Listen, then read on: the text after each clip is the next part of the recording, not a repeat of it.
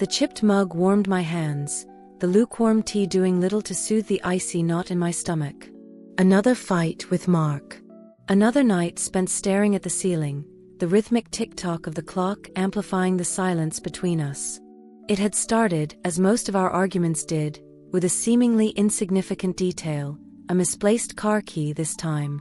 But it quickly escalated into a full-blown shouting match, dredging up old grievances and unspoken resentments.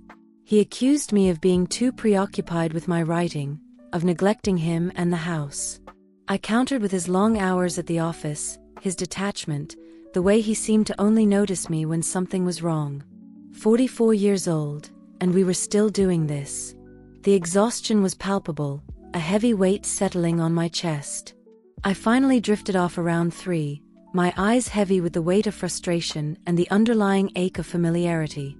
The anger had settled into something more dangerous, an indifference that felt colder than any argument. We were so practiced at it now, the cycle of tension and release, that I sometimes wondered if we'd forgotten how to exist without it. Had we ever been more than this? Was there a time when we were two people who loved each other with lightness, without the constant friction that now seemed to define us? I woke abruptly, disoriented, the pale light of the early morning filtering through the curtains. The clock on the nightstand blinked 7:12. I had only managed a few hours of sleep, but it was enough to remind me how weary I had become, both physically and emotionally. I lay there for a moment, watching the thin streaks of gold stretching across the room, before the quiet rustling from downstairs signaled Mark's departure for work. No goodbye. No words exchanged. His absence, more than his presence, hung in the air like an unspoken admission of the distance between us. I sat up slowly, the bed a sea of tangled sheets and confusion. The night, the argument, it all felt like it had happened in another lifetime. I could still hear his voice in my mind, cutting through the night with accusations and bitterness, but it seemed so distant now, like a bad dream fading with the dawn.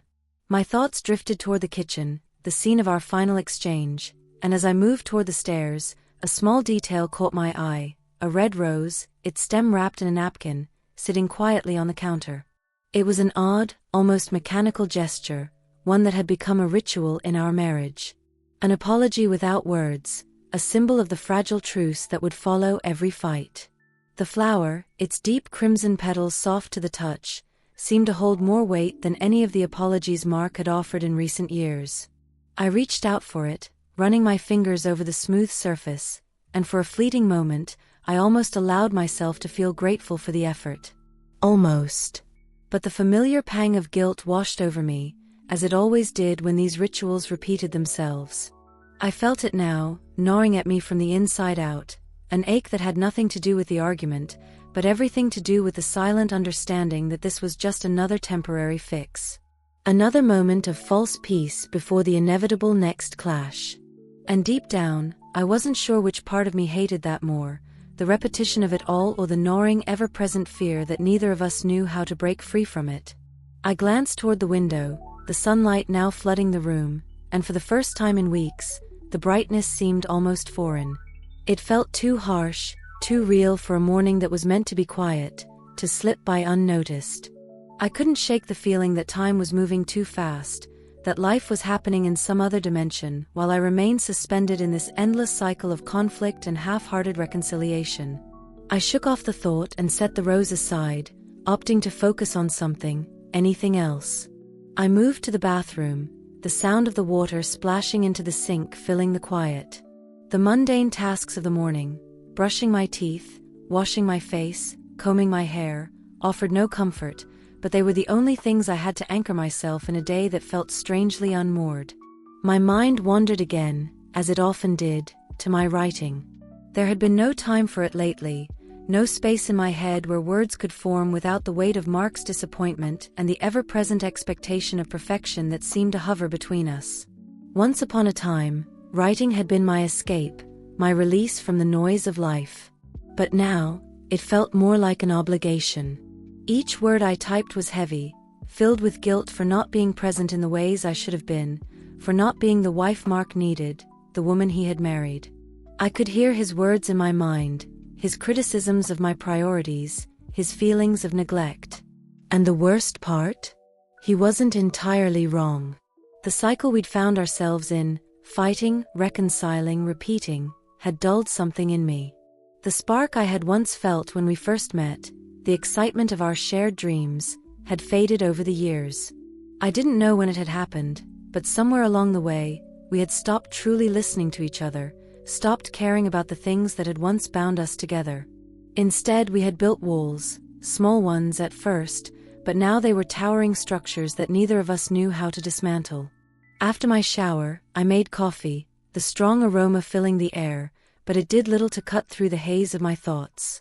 I glanced over at the rose again, its soft petals now wilting slightly, as if it too was beginning to lose its luster. I knew I should call Mark, apologize for my part in last night's argument, offer some semblance of reconciliation, but I couldn't bring myself to do it. The effort felt hollow, like trying to patch a sinking ship with a few stray planks. And in the back of my mind, a small voice whispered, "What if we've already crossed a line we can't come back from?" I settled at the kitchen table with my coffee, my mind racing through the possibilities of what the day would bring. I had my usual responsibilities, of course, errands, phone calls, emails to send. But I couldn't shake the feeling that all of it was just noise. The days were starting to blur together, each one feeling like the last. I watched the sunlight creep across the room, its warmth now a little too close for comfort. The phone rang, breaking the silence, and I nearly jumped out of my seat. Mark's name flashed on the screen, and for a moment, I hesitated. I could feel the weight of the conversation hanging over me, an unspoken tension that neither of us ever acknowledged directly. I knew that, once again, we would pretend to be fine. We'd go through the motions, speaking in polite tones, each of us too proud or too tired to dig deeper into what was really happening between us. I answered, my voice sounding almost too steady, too neutral. "Hey, Mark." "Hey," he replied, his tone clipped. "I was thinking, maybe we could have dinner tonight. You know, just the two of us. No distractions." I closed my eyes for a brief moment, allowing myself to picture it, dinner without the tension, without the looming sense of impending conflict. But I knew better than to get my hopes up. We'd had those nights before, and they always ended the same way, empty with unspoken words hanging between us like a dark cloud. "Sure," I said, forcing a smile into my voice. "That sounds good." I could almost hear his sigh of relief on the other end of the line, the briefest hint of vulnerability creeping into his words. "Okay. I'll be home by 7. We ended the call, and I sat there for a moment, the weight of the conversation lingering. I couldn't tell if I was hopeful or resigned. I didn't know if dinner would change anything, or if it was just another step in the endless cycle that we'd both become so accustomed to. Either way, I knew what was coming. Another night. Another fight. Another fleeting attempt at peace. I took a deep breath, feeling the familiar tension building in my chest again. The day would go on as it always did, but I couldn't shake the feeling that we were running out of time, running out of chances.